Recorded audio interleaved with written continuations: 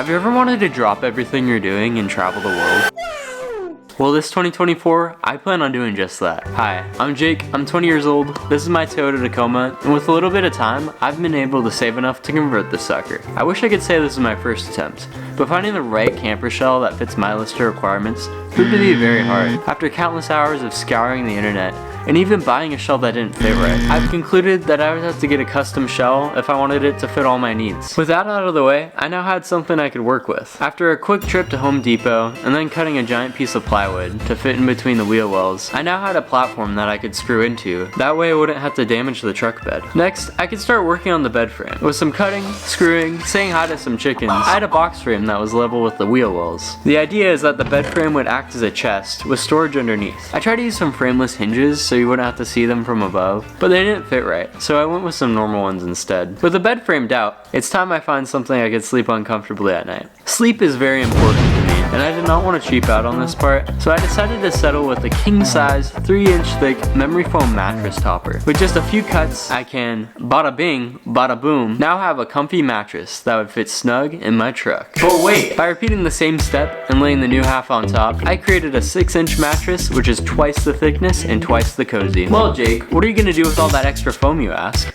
Well, let me tell you. If I just make a few cuts here and here, I have a couch with an armrest pillow. And once I create a way for the bed to extend, the couch cushion will turn into a bed extension that can comfortably fit too. After testing it out for a night, I noticed that the mattress would get wet from condensation buildup on the window. With a little bit of plastic, fingers crossed, I could prevent the moisture from seeping lower into the mattress. The only thing to do now is to add some nice looking flannel fabric over the top, which luckily my mom knows how to sew. So thank you, Mom. I bought some carpet, but needed a way to keep it from sliding around. And luckily, I found just the solution. Contact cement. They use this stuff to line camper shells with carpet, so I thought, might as well use it to line my truck camper frame. After drenching the backside of the carpet and the wood it will stick to, I carefully placed the carpet on top, because once that stuff is on, it is on. This would have been a really quick job, but this stuff absorbed this stuff like SpongeBob and Sandy Cheeks treehouse. After running back to the hardware store to get some more, all the other pieces went on real easy. The only thing that was hard was this stupid beam. Since we already screwed it in, we had to spend an hour thinning it down so that the lid would be lighter. Once we had that taken care of, the rest was easy. With the carpet out of the way, I can now focus on building a frame for a custom countertop. With a few cuts, and by a few cuts, I mean a lot, I now had all the pieces to assemble the countertop frame. After fixing a few mistakes and then screwing the frame together, the frame was complete. Next, I needed a piece of wood that would lift up to act as a bed extension, so I cut and carpeted a piece of wood that would do just that. Moving on to the bed frame, I wanted to add a wall around these sides to make it look nicer and contain everything that was on the inside. Luckily, my dad had some extra wood flooring from another build, and I thought it would make the perfect wall around my bed frame. With a little bit of contact cement, it stuck like glue. It even made a good addition to the side of the countertop frame. While I was working on that, my dad made 3 blocks for the bed extension that would fit perfectly on the side when not in use. Have you ever wanted to mill your own custom countertop? Just me? I've never milled before, but luckily my dad had a friend with all the tools to cut and mill exactly what I needed. The first step was to find a tree. I went with a dead tree that had fallen down and with a part that seemed still pretty healthy. Next, I hauled that log over with a quad. The log was pretty heavy, which made it hard to roll onto the mill, but this tool came in handy to bite under the log and give me enough leverage to push that bad boy on there. All that was left to do now was to cut the giant log into slices so I could choose the best ones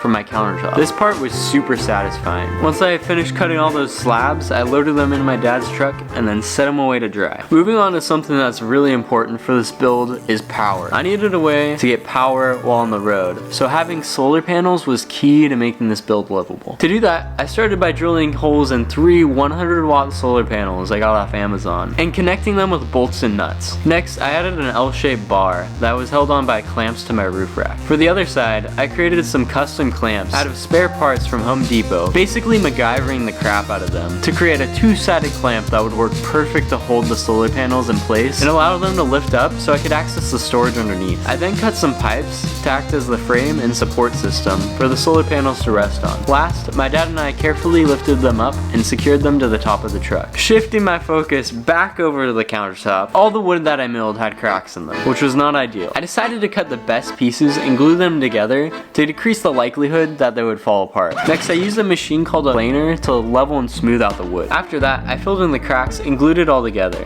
3 solar panels is a lot, but you know what's better than 3 solar panels?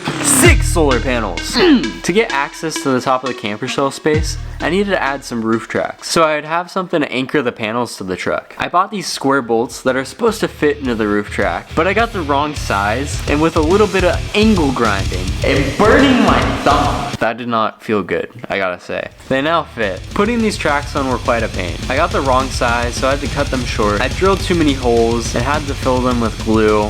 But finally, we got the first track up. With all those hiccups out of the way, and learning from all my mistakes, and burning my thumb, the second one went on real easy. Just like the first pair of solar panels, I drilled and bolted them together. The only thing left to do now is to put them on the roof tracks. And I gotta say, 600 watts of solar looks real nice. Since this build is a truck, I only have so much space, so having some sort of roof cabinet space would really help with fitting everything I'm going to need to bring on this trip. Since I had so much wood left from milling the countertop, I thought it made too much sense to not use it for the cabinet. After lots of cutting and lots of sanding, I could start assembling the cabinet frame. And with the extra wood from building the frame of the truck bed, I could use that to line the inside of the cabinet with wood. With just a little bit of stain and adding a door, it looked really nice and I could set it aside to dry. Another thing that I've been really wanting to do is make my side steps black. So by taking a few bolts off, giving them a nice wash and a fresh coat of paint, I think they make the truck look a lot cooler. I decided to purchase a diesel heater so I can stay nice and toasty at night no matter how cold the night gets. And that way I wouldn't have to burn through my battery at night with an electric heater. I thought a lot about where I would put the heater, and I ended up going with the cubby hole next to the outlet and running all the pipes and wiring through there. Next, I set up the fuel line to the fuel tank and the air intake through the wheel well. And once it was all together, I screwed the heater to the cubby hole. Last thing to do was to run the wiring under the truck to the car battery. All that was left to do now was to test it. So after a quick diesel trip, I had a nice, toasty, super efficient heater. It was time to start assembling the countertop and sink. But first, I had to make sure the countertop would look super smooth and good. So I added a layer of epoxy, which turned out really nice. There was a lot of unused space inside of the wheel wells, and I thought the water waste tank would fit perfectly inside of there to hide it away. For the sink, I went with a large cooking pan that pretty much already was a sink. All I had to do was drill a hole in the middle, and bam, it was a sink. The countertop was ready to be installed, but first, I did the scary part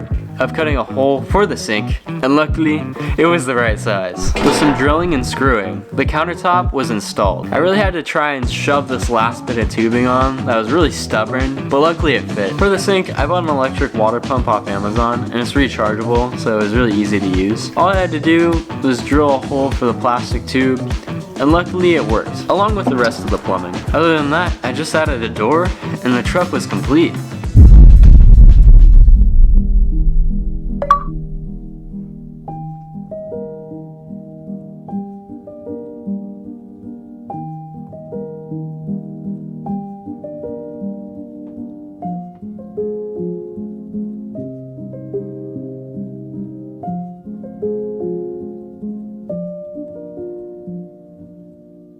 Well, this is it. Welcome to my crib. You can't really see much with this really tight camera angle. Check out this neon sign. Isn't that pretty sick? I don't know how well you can see that, but it can get pretty bright too. Like, bam! Dude, that's blinding. Always keep it on the lowest setting just because it's already so bright. Anyways, here it is. Starting with the outside of the truck, the roof is lined with 6 100-watt solar panels that don't let any space go to waste. So much so that the front 3 solar panels actually lift up to reveal extra storage space that holds a 20-foot telescope ladder and an outdoor shower option. Moving on to the back seat of the truck, which I refer to as my closet shed, you'll find a Minecraft chest that I use as a pantry for extra food, jackets hung on both passenger sides, a large propane tank to fill my smaller tanks, 1 propane stove, 1 electric hot plate, extra water, a backup PowerSmart generator for if I ever get stranded without sun, backpacking gear, and many other miscellaneous items. If we walk to the driver's side of the rear wheel well, inside is where the water waste tank is for the sink inside the camper shell. On the opposite side of the tailgate, you'll find the exhaust for a super toasty diesel heater. Welcome to the house portion of the tour. This Blue Eddy AC 200p is where all the solar panels power is getting stored. This allows me to power all of my devices on the road. This custom made and milled oak countertop turned out super nice, and I love the live edge. The sink is made from a stainless steel pan and works with an electric water pump that is rechargeable. When not in use, it is covered with an oak cutting board made out of the same wood as the countertop. The retro mic microwave is super useful to warm up food and make popcorn at night. This bungee cord keeps it in place while driving around. Next to the microwave is a fan that I can use on really warm nights. Above the countertop is a roof cabinet storage space, made out of the same wood as the countertop, with plenty of room for cooking pans and random items. Under the sink, I've got even more storage space that also hides the plumbing. If I move my turtle backpack, you can now see my electric cooler that is set to 38 degrees. It can also be used as a freezer, but to save on power, I just use it as a fridge. My ukulele is chilling behind it. And this iPad phone stand holds my devices when watching movies at night. The bed opens up like a chest, and this is where I keep all my clothes. On the right side of the tailgate is a screen to operate the diesel heater, along with the diesel heater itself tucked away and wired on the side of the truck bed, and has a vent for the heat on the side of the bed. And this giant yellow tank is my urinal, but it's actually just fuel for the diesel heater, which I find pretty funny. Under the bed, I also have 3 blocks. If I pull out and use the floorboard, along with the couch cushion, I can comfortably extend the bed to fit 2 people at night. Last thing I gotta show you is the cockpit. This is where I've got my co-pilot, Gwen, the penguin. Even after the countless hours that many parts of this build took, Gwen is definitely my favorite part of this build. Only problem is I'm broke and I'm homeless now. So subscribe to see if I don't die, and watch this video here where I try to high five 1,000 strangers in one day.